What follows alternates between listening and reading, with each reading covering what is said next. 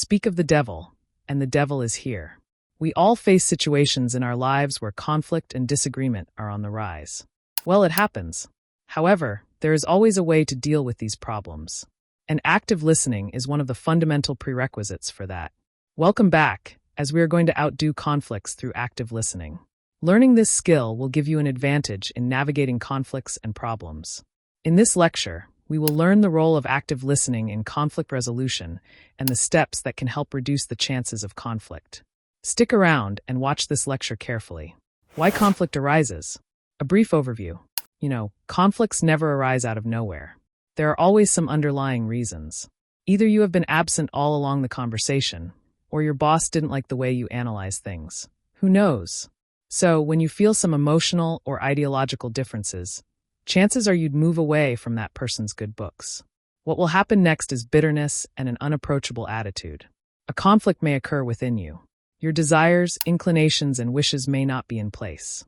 And part of the reason is that people don't have someone to speak their heart out. As a result, conflict becomes a recipe for disaster. Role of active listening in conflict resolution.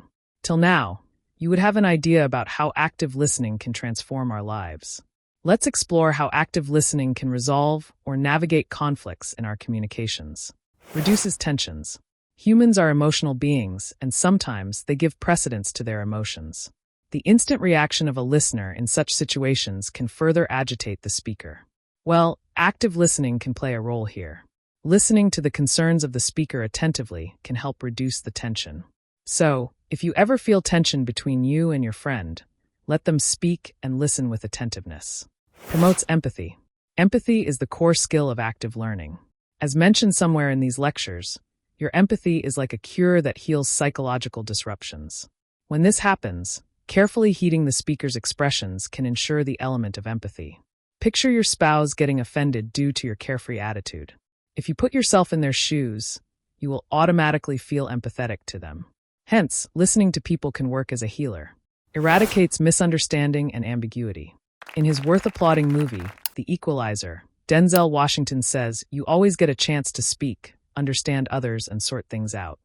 Even if it's just a dialogue, its veracity cannot be overlooked. Similarly, when emotions run high, you get a chance to understand the speaker. Not only does this resolve misunderstandings, but it also sorts out any ambiguities, if there are any. So, active listening, both as a speaker and as a listener, is a gift that can help improve our communication standards. Connection and trust building. We know listening attentively in a heat-up situation is not an easy task. At the moment when zoning out to fight or flight zone seems pertinent, exactly their listening urges us to stay calm. However, if listened to actively, the conflict can turn into connection and trust building. Your activeness will help the speaker to resist his conflictual inclinations. Strategies to navigate conflict through active listening. All said and done. Let's move forward to learn the steps to navigate conflict through active listening. Soothe the speaker by showing nonverbal cues. You know that nonverbal communication helps a lot in calming down an agitated person. Regarding conflict, gesturing to the speaker using body language can navigate the conflict and calm the speaker. Paraphrasing the speaker's perspective. Paraphrasing ensures that the speaker and the listener are in the conversation all along. This signals engagement and reduces the chances of further escalations. Hence, if your wife is scolding you for inviting your friends for a night over, the plan is to paraphrase whatever she says, except when she throws something at you. Then it might be best to step back. Open-ended questions along with validation. When something is in the air, open-ended questions do a great job.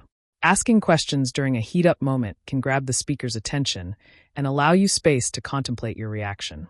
Similarly, validating the speaker's perspective, even if you inherently disagree with it, may reduce the intensity of the conflict. In conclusion, active listening helps reduce conflicts and tension and builds a connection with the speaker.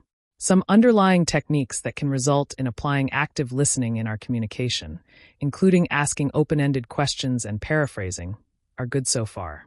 We have reached the end of this lecture. In the next lecture, we will discuss cultural differences in communication and listening.